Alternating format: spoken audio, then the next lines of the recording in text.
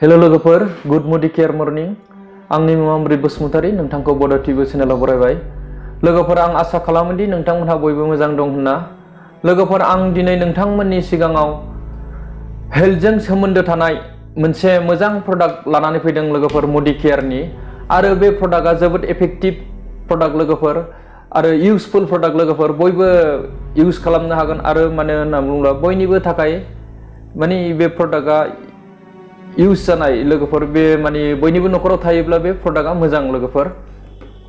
दसे उनाव आं बे प्रडाक्टखौ नोंथांमोननि सिगाङाव सिनायथि होगोन आरो बेखौ मा हेल्थ प्रब्लेमावहाय जों इउज खालामनो हायो बे प्रडाक्टखौ आङो नोंथांमोननि सिगाङाव फोरमायगोन। लोगोफोर, आं बे सिगांनि भिडिअ'आव बुंदोंमोन लोगोफोर गिभअवेनि खोथा। दा नोंथांमोनहा स्क्रिनशटखौ हरबाय था।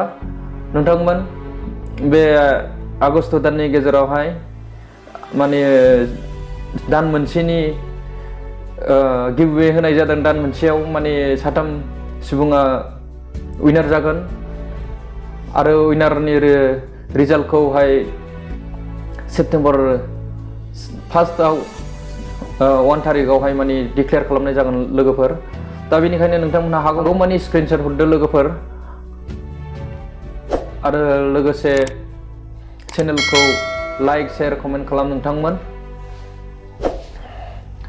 कमेन्ट खालामब्ला मानो होनना बुङोब्ला नोंथाङा माबायदि जादों आरो नोंथांमोनहा माबायदि भिडिअ लुबैदों आं बेखौ मिथिनो मोनगोन लोगोफोर। बेनिखायनो नोंथांमोन कमेन्ट खालामनाया जोबोद गोनां। हागौमानि कमेन्ट खालाम नोंथांमोन। दा नोंथाङा नायदों बड' टिभि चेनेल। दे बिदिब्ला लोगोफोर भिडिअखौ जागायदिनि।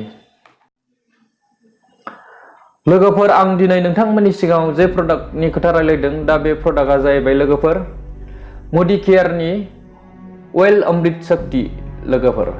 अइल अमृत शक्ति लोगोफोर, नोंथांमोनहा मोजां नुबाय।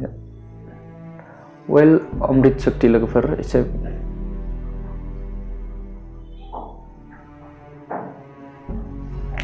दा बे प्रडाक्टआ लोगोफोर मा खामानियाव होयो आरो मानि थाखाय जों बे प्रडाक्टखौ इउज खालामनांगौ आरो मावहाय इउज खालामनो हायो, बेनि फारसे आं नोंथांमोननि सिगाङाव फोरमायसिगोन लोगोफोर।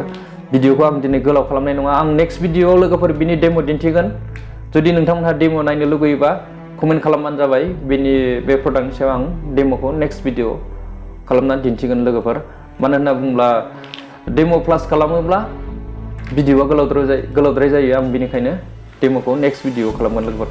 बेयो जाहैबाय लोगोफोर जोंनावहाय गोबां रोखोमनि खामानि होयो लोगोफोर देहायाव। जेरैहाय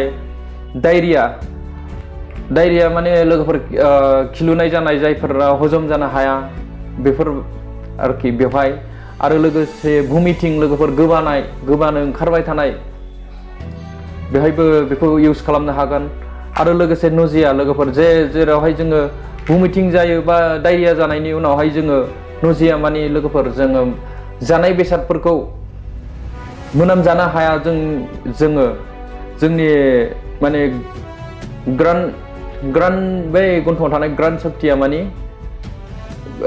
खम जालाङो।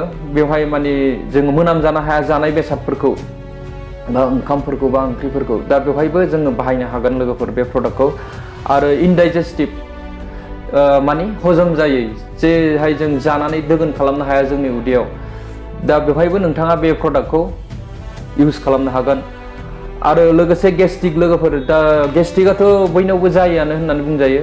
बेनिखायनो बेखौ इउज खालामनाया मोजां। गेस्ट्रिकआव नोंथांमोनहा इउज खालामनो हागोन।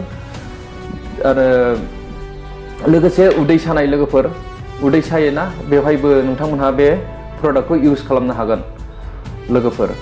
बे प्रडाक्टआ माने उदैनि जा बेराम दं, उदैयाव जा बेराम जायो बेवहाय नोंथांमोनहा बे प्रडाक्टखौ बाहायनो हागोन। आरो माने गेस्ट्रिकआथ' जाखायोआनो, मानो होनना बुङोब्ला आरो जोङो माने एखमबा बांद्राय थाव जायो बा बेदर जानाय, बेफोरबायदियाव जोंना डाइजेस्ट खालामनो हाया जायो उदैया। बेवहाय गेस जायो। आरो गेस जानायजों लोगोसे एखमबा डायरियाबो जानायनि चान्सेस थायो, बा भमिटिंबो जायो, नजिया, बे गासिबो जाजोबो। दा बेवहाय नोंथांमोनहा बे प्रडाक्टखौ इउज खालामनो हागोन। माने जानायनि दसे उनावनो माने रिलिफ मोनगोन नोंथांमोन बे प्रडाक्टखौ। आरो दा लोगोफोर जों दानिया सावरायनायनि बेनि इनग्रेडियेन्टनि सायाव लोगोफोर बेवहाय मा दङ। दा लोगोफोर बेवहाय कपुर दङ, आजवाइन दं, पुदिना आरो लं टेल, लंनि थाव आरो लोगोफोर।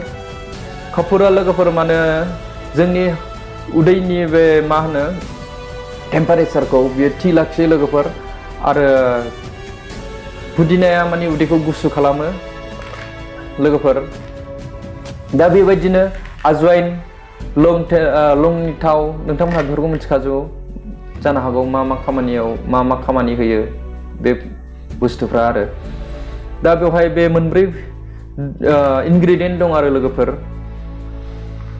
दा बेवहाय लोगोफोर गासैहाय माने 100 सफ्ट जेल थायो लोगोफोर 100 सफ्ट जेल आरो बेखौ 350 रुपिसाव मोननाय जायो लोगोफोर दा नोंथाङा मुदि केयाराव जुदि प्रि रेजिस्ट्रेसन खालामनानै बेखौ पारचेस खालामोबा आरो बेनि गाहायाव मोनबावगोन लोगोफोर दा लोगोफोर आं बे प्रडाक्टखौ नोंथांमोननि सिगाङाव बेखेवना दिन्थिनोसै आङो बेखौ सिगाङावबो मोनसे इउज खालामखांबाय दा बेखौबो आं एसे इउज खालामबाय लोगोफोर बेयो माने बिदि सिल थायो लोगोफोर सिल लेसखौ लानो नाङा सिल गैयैखौ दा बेयो प्रडाक्टआ बेबायदि जायो आरो लोगोफोर सफ्ट जेल बिदि थागोन सफ्ट जेल दा नोंथांमोन बेखौ माबोरैहाय इउज खालामनांगौ होनना बुङोब्ला थरसे नङाबा थरथामसिम खेबसे जागासेयावहाय जानो हायो आरो लोगोफोर जाखांनानै ओंखाम जाखांनानै जाखांनाय लोगो लोगो दसे थानानै नोंथाङा बेखौ थरसे नङाबा थरनै नङाबा थरथामसिम